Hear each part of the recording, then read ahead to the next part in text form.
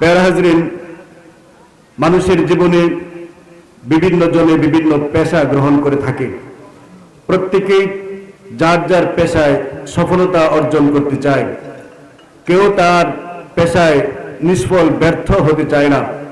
ছাত্র তার পড়ালেখায় সফল হতে চায়, শিক্ষক তার শিক্ষকতায় সফল হতে চায়, ব্যবসায়ী তার ব্যবসা বাণিজ্যে সফল হতে চায়, কৃষিজীবী তার কৃষিকাজে সফল হতে চায়। কেউ ব্যর্থ হতে চায় না।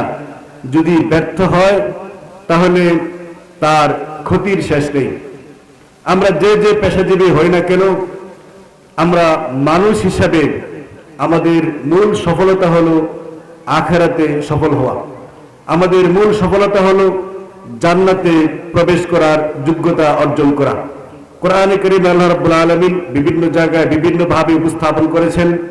এক জায়গায় আল্লাহ ফরমান, কুল্লু নাফসিন যায়িকাতুল মাউত ওয়া ইন্নামা তুওয়াফাউনা উজুরাকুম ইয়াওমাল কিয়ামাহ ফামান যুহজিহা আনিন নারি ওয়া উদখিলাল জান্নাতা ফাকাদ ফাজ।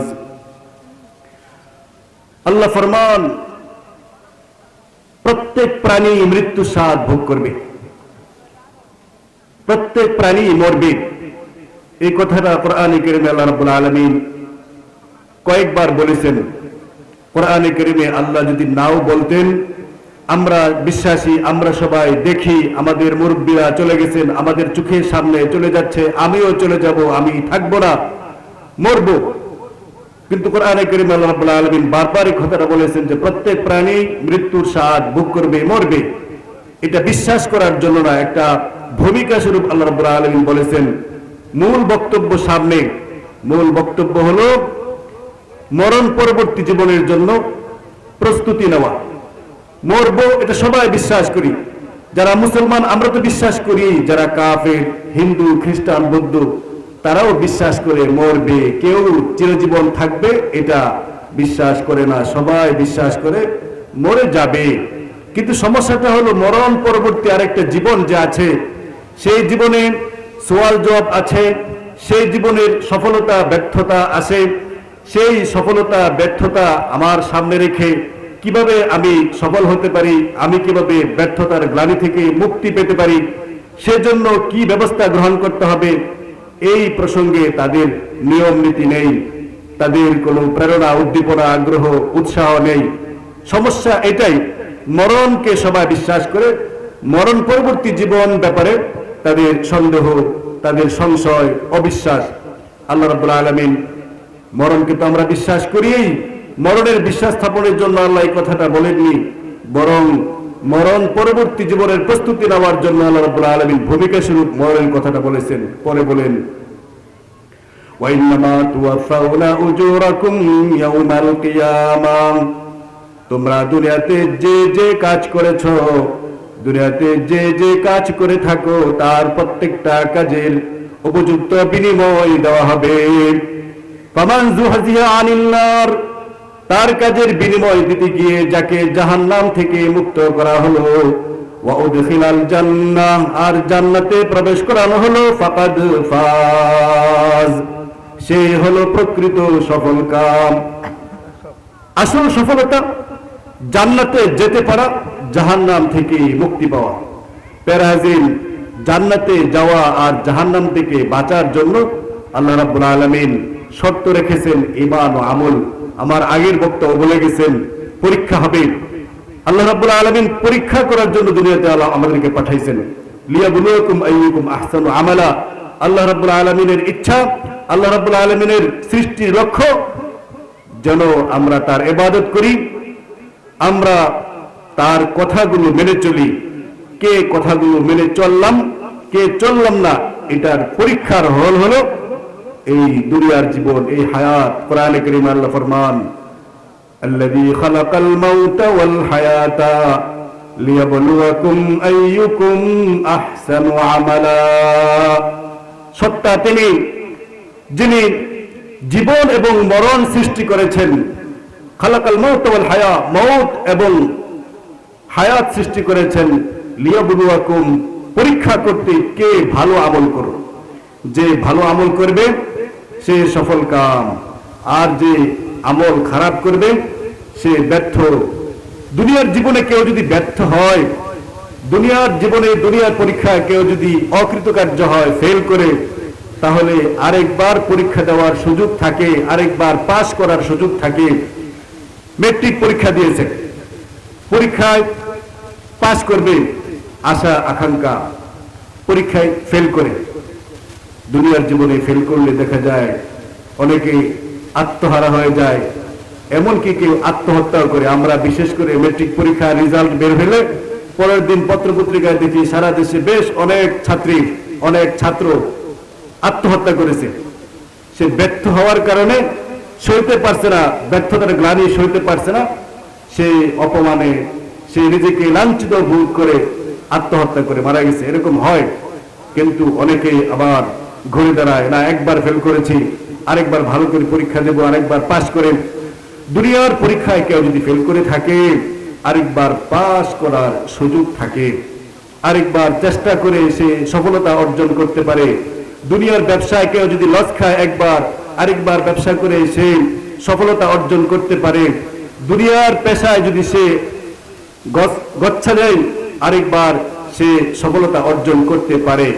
কিন্তু আখিরাতের পরীক্ষায় কেউ যদি ফেল করে, আখিরাতের পরীক্ষায় কেউ যদি ব্যর্থ হয়ে যায়, তাহলে আর সেই আবার পুনরায় পরীক্ষা দেওয়ার কোনো সুযোগ নাই, কোনো সুযোগ নাই। যদি ঈমান আমলের উপর না থাকি, যদিও দুনিয়াতে বাহাদুরি করি, আমার প্রভাব প্রতিপত্তি আছে, আমার সহায় সম্পত্তি আছে, আমার বিদ্যা বুদ্ধি আছে, বিদ্যা বুদ্ধি প্রভাব প্রতিপত্তির কারণে দুনিয়াতে যদি আমি চলে যেতেও পারি, কিন্তু মরণের সময় থেকেই শুরু হবে আমার ব্যর্থতার গ্লানি, আমার চিৎকার। কোরআনে কারীম আল্লাহ রাব্বুল আলামিন ফরমান, আফাহাসিবতুম আন্নামা খালাকনাকুম আবাসাও ওয়া আন্নাকুম ইলাইনা লা তুরজাউন। তোমরা কি ভেবে দেখেছো আমি তোমাদেরকে অনর্থক সৃষ্টি করেছি? তোমাদের সৃষ্টির পেছনে কোনো রহস্য নাই, আমার লক্ষ্য উদ্দেশ্য নাই, এরকম কি ভেবেছো নাকি? ওয়া আন্নাকুম ইলাইনা লা তুরজাউন, এরকম ভেবেছো নাকি যে আমি তোমাদেরকে আবার পুনরায় ফিরিয়ে আনবো না, তোমাদেরকে ফেরানো হবে না, দুনিয়ার জীবনে শেষ, এরকম মনে করেছো কি নাকি? প্যারাজরিন, দুনিয়ার জীবন কিন্তু শেষ না। আমাদের অনেক লোক আছে নামাজ পড়ে না, হালাল হারাম রক্ষা করে চলে না, কিন্তু গপ্প মারে খুব, গল্প খুব পটু, বলে যে বইরা গেলে পেছনের রাস্তা দিয়ে গুলজাব, এই জন্য কি হয়েছে, মানে মরণ পরবর্তী জীবনকে বিশ্বাসই করে না, তাচ্ছিল্য করে। আবার অনেকে এরকম বলে যে নামাজ না পড়লে কি হবে, আমার ঈমান শক্ত আছে, এরকম কথাও বলে। কেমন ঈমান শক্ত? ঈমান যদি শক্ত থাকতো তাহলে তাকে দৈনিক 5 বার মসজিদে নেওয়াইতো, তার ঈমানে ঘরে থাকতে দিত না, তার ঈমানে বিছানায় থাকতে দিত না, তার ঈমানে ঘরে সময় নষ্ট করতে দিত না, দোকান পাঠে সময় নষ্ট করতে দিত না, তাকে মসজিদে নিয়ে বসাইতো, জামাতের সাথে নামাজ আদায় করাইতো, তাকে হালাল হারাম চেনানোর তৌফিক দিত। তা না, তখন খুঁজে বেড়ায় যে অমুক কইব, অমুকে দেখতেছি না কেন, যদি অসুস্থ থাকে দেখতে যায়, সাক্ষাৎ করে, এরকম আত্মীয় স্বজনের সাথে সাক্ষাৎ করে, যদি সম্পর্ক ভালো থাকে।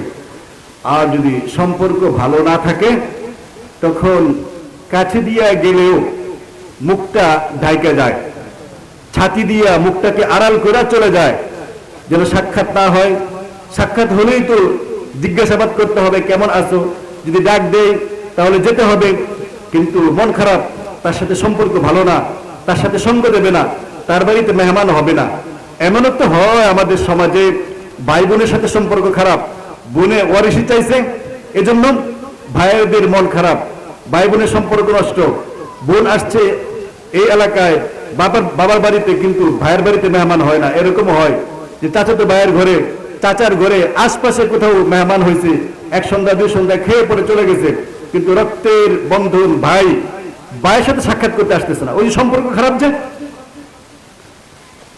সম্পর্ক যার সাথে ভালো থাকে তার সাথে মানুষ সাক্ষাৎ করতে চায়, আর সম্পর্ক যার সাথে খারাপ হয়ে যায় তার সাক্ষাৎ মানুষ চায় না। সাক্ষাতের সুযোগ থাকলেও এড়ায় চলে যায়, লুকায় যায়, সাক্ষাৎ করে না। এখন সম্পর্ক কার সাথে ভালো থাকে, কার সাথে খারাপ থাকে? সম্পর্ক ভালো থাকে যদি তার সাথে আমার মানামানি সম্পর্ক থাকে, মানামানি হয়, তার কথা আমি মানি, আমার কথা সে মানে, তার মনটা আমি বুঝি, সে আমার মনটা বুঝে, তাহলেই সম্পর্ক ভালো থাকে, তাহলেই মানুষ একে অপরের সাথে সাক্ষাৎ কামনা করে, সাক্ষাৎ চায়, সাক্ষাৎ করে। আর যদি মানামানি না থাকে, মন বুঝাবুঝি না থাকে, তখন এই সম্পর্ক খারাপ হয়ে যায়। আর সম্পর্ক খারাপ হয়ে গেলে সাক্ষাৎ চায় না। প্যারা হাজরিন, রাসূল সাল্লাল্লাহু আলাইহি ওয়াসাল্লাম ফরমান যে আল্লাহর সাক্ষাৎকে পছন্দ করে, আল্লাহও তার সাক্ষাৎ পছন্দ করেন। তাহলে আল্লাহর সাক্ষাৎ কেমনে পছন্দ করব? যদি আল্লাহর সাথে আমার সম্পর্ক ভালো থাকে, তাহলেই তো আমি আল্লাহর সাথে সাক্ষাৎ করার জন্য উদ্গ্রীব হয়ে থাকবো, উৎসাহী হয়ে থাকবো, আগ্রহ উদ্দীপনা নিয়ে অপেক্ষা করব যে মরবো আর আল্লাহর সাথে সাক্ষাৎ হবে। আল্লাহ রাব্বুল আলামিনের সাথে যদি আমার সম্পর্ক ভালো থাকে, আল্লাহ রাব্বুল আলামিন আমাকে জান্নাতে স্থান দেবেন। সম্পর্ক ভালো কেমনে? যদি আল্লাহর সাথে আমার মানামানি থাকে, আল্লাহর হুকুম যদি মাইনা চলি, রাসূল সাল্লাল্লাহু আলাইহি ওয়াসাল্লামের তরিকা যদি আমি পালন করে থাকি, তাহলে সম্পর্ক ভালো হবে। সম্পর্ক ভালো হলেই আমি আল্লাহর সাক্ষাৎ কামনা করব, আল্লাহ আমার সাক্ষাৎ কামনা করবেন, আল্লাহ আমাকে মহব্বত করবেন, তখন ঠিকানা হবে জান্নাত। আর সম্পর্ক যদি আল্লাহর সাথে আমার খারাপ হয়ে থাকে, আল্লাহর কথা মানি না, লা ইলাহা ইল্লাল্লাহ মুহাম্মাদুর রাসূলুল্লাহ স্বীকৃতি দেই না, স্বীকৃতি দিলাম মুখে, কিন্তু অঙ্গ প্রত্যঙ্গে বাস্তবায়ন করি নাই। আমার মুখে তো দাবি করলাম লা ইলাহা ইল্লাল্লাহ, কিন্তু আমার মাথায় লা ইলাহা ইল্লাল্লাহ মুহাম্মাদুর রাসূলুল্লাহ আল্লাহর হুকুম রাসূলের তরিকা নাই, আমার মুখে নাই, আমার কথাবার্তায় নাই, আমার চালচলনে নাই, আমার হাতে নাই, আমার পায়ে নাই, আমার বেশভূষায় নাই, আমার লেনদেন আচার আচরণে নাই, ইবাদত বন্দেগী নাই, দিনরাত 24 ঘন্টা সময় যে অতিক্রম করছি, সেই সময় আল্লাহর হুকুম রাসূলের তরিকা মোতাবেক চালাই না। আমি যে উপার্জন করছি, সেই উপার্জনটাও আল্লাহ রাসূলের তরিকা মোতাবেক করি না। আমি যে ব্যয় করি, সেই ব্যয়টাও আল্লাহ রাসূলের হুকুম মোতাবেক করি না। আল্লাহর সাথে আমার সম্পর্ক ভালো থাকতে পারে না। যদি মানামারি সম্পর্ক না থাকে, আল্লাহর হুকুমের উল্টা চলি, যেমন আমার হুকুমের যদি কেউ উল্টা চলে, তার সাথে আমার সম্পর্ক ভালো থাকে না, তার আমি সাক্ষাৎ চাই না। তাহলে আল্লাহর হুকুম যদি লঙ্ঘন করি, আল্লাহর সাথে আমার সম্পর্ক ভালো থাকবে না। আল্লাহর সাথে যদি সম্পর্ক ভালো না থাকে, আল্লাহর সাক্ষাৎও পছন্দ করবে না। যে আল্লাহর সাক্ষাৎ পছন্দ করে না, আল্লাহ তার সাক্ষাৎ পছন্দ করেন না, ওই ব্যক্তির সাথে আল্লাহর সম্পর্ক নাই, তার ঠিকানা হবে জাহান্নাম। প্যারা হাজরিন, রাসূলুল্লাহ সাল্লাল্লাহু আলাইহি ওয়াসাল্লাম এক হাদিসে ফরমান, আল্লাহ যদি কোনো বান্দাকে ভালোবাসেন, মহব্বত করেন, তার ঈমান আমলের কারণে জিবরিল আলাইহিস সালামকে আল্লাহ ডাকেন, ডাইকা বলেন যে অমুক গ্রামের অমুকের পুত্র অমুককে আমি ভালোবাসি, তুমিও ভালোবাসো, আর এটা জানায় দাও। তখন জিবরিল ফেরেশতা আকাশবাসী ফেরেশতাদেরকে জানায় দেয়, অমুক গ্রামের অমুকের পুত্র অমুককে আল্লাহ ভালোবাসেন, আমি জিবরিল ফেরেশতা ভালোবাসি, তোমরাও ভালোবাসো। এই লোকটা নামাজি, দিনদার, মুত্তাকি, পরহেজগার, হালাল হারাম বেঁচে চলেন। আকাশবাসী ফেরেশতা দুনিয়াবাসী যত মাখলুকাত আছে তাদেরকেও জানায় দেয়, অমুকের পুত্র অমুককে আল্লাহ ভালোবাসেন, জিবরিল ফেরেশতা ভালোবাসে, আকাশবাসী ফেরেশতা ভালোবাসে, তোমরাও ভালোবাসো। সারা দুনিয়াতে তার একটা গ্রহণযোগ্যতা পয়দা হয়, সারা দুনিয়াতে তাকে ভালোবাসতে শুরু করে। আর যদি কোনো বান্দার ঈমান খারাপ থাকে, আমল খারাপ থাকে, হালাল হারাম বেঁচে চলে না, মানুষের সাথে ভালো আচরণ করে না, এরকম ভাবে লেনদেন ঠিক নাই, নামাজ আদায় করে না, পাক পবিত্রতা রক্ষা করে চলে না, উল্টা ভাবে আল্লাহ ফেরেশতাদেরকে হযরত জিবরিল আলাইহিস সালামকে ডাকেন, বলেন যে অমুক গ্রামের অমুকের পুত্র অমুককে আমি ভালোবাসি না, তুমিও তার প্রতি বিদ্বেষ পোষণ করো। হযরত জিবরিল আলাইহিস সালাম আকাশবাসী ফেরেশতাদেরকে জানিয়ে দেন, অমুকের পুত্র অমুককে আল্লাহ ভালোবাসেন না, আল্লাহর বিদ্বেষী, আমিও বিদ্বেষ পোষণ করি, তোমরাও বিদ্বেষ পোষণ করো। এরকম দুনিয়াবাসী সবাইকে তার পিছনে লেলিয়ে দেওয়া হয়, দুনিয়াবাসী সবাই তাকে ঘৃণা করতে শুরু করে। এজন্য ঈমান আমলের উপর থাকলে সবাই তাকে ভালোবাসে, আর যদি ঈমান আমলের উপর না থাকে তাহলে দুনিয়ার মানুষও ভালোবাসে না, ফেরেশতারাও ভালোবাসে না, আল্লাহও ভালোবাসেন না। আমাদের সমাজে দেখি না যে অনেক প্রভাব প্রতিপত্তি, অনেক প্রতাপ, কিন্তু আল্লাহর হুকুমের তোয়াক্কা নাই, রাসূল সাল্লাল্লাহু আলাইহি ওয়াসাল্লামের সুন্নতের তোয়াক্কা নাই। এক সময় আছে খুব দাপট, সবাই সালাম দেয়, সেলুট দেয়, মানে, কিন্তু এক সময় তার কোনো মান মর্যাদা থাকে না। শুধু মুখে মুখে মান মর্যাদা ছিল, কিন্তু মানুষের দিলের থেকে মহব্বত ছিল না। এটা প্রমাণ আমরা ভুরি ভুরি আমাদের সমাজে পেয়ে থাকি। প্যারা হাজরিন, আল্লাহর সাথে যদি সম্পর্ক ভালো থাকে, আল্লাহ আমাদের সাক্ষাৎ পছন্দ করবেন, আমরাও আল্লাহ সাক্ষাৎ পছন্দ করব। রাসূল সাল্লাল্লাহু আলাইহি সাল্লাম যখন এই হাদিসটা শুনাইলেন, হযরত আয়েশা রাদিয়াল্লাহু তাআলা আনহা অথবা ওনার অন্য কোনো বিবি আপত্তি করে বসলেন যে, ইয়া রাসূলুল্লাহ, আল্লাহর সাক্ষাৎ তো দুনিয়াতে হবে না, আল্লাহর সাক্ষাৎ হবে মরে গেলে, আর আমরা তো কেউ মরতে চাই না। তাহলে তো প্রতি উত্তরে বলা যায় যে আমরা আল্লাহর সাক্ষাৎ চাই না। যেহেতু মরণ পছন্দ করি না, আমরা বাঁচতে চাই, তাহলে আল্লাহর সাক্ষাৎ মরণের পরে হবে, তাহলে আমরা আল্লাহর সাক্ষাৎ পছন্দ করি না। নবী করিম সাল্লাল্লাহু আলাইহি ওয়াসাল্লাম বলেন, না, বিষয়টা এরকম না। যখন বান্দা, নেককার বান্দা, দিনদার, মুত্তাকি, পরহেজগার বান্দা, নামাজি বান্দা, রোজাদার বান্দা, হজ করে, যাকাত আদায় করে, মানুষের সাথে সুসম্পর্ক বজায় রাখে, এরকম নেককার পরহেজগার বান্দা যখন মরণের সময় আসে, তখন তাকে বরণ করার জন্য আকাশ থেকে ফেরেশতারা আসে, সুগন্ধি মেখে আসে, সুগন্ধি যুক্ত রেশমের কাপড় নিয়ে আসে, তার রূহকে কবজ করার জন্য, তাকে সাদর সম্ভাষণ দেওয়ার জন্য আসে, তাকে সংবর্ধনা জানায়, তাকে সম্মান জানানোর জন্য সুন্দর পোশাকে, সুন্দর বাক্যে তাকে আমন্ত্রণ জানায়।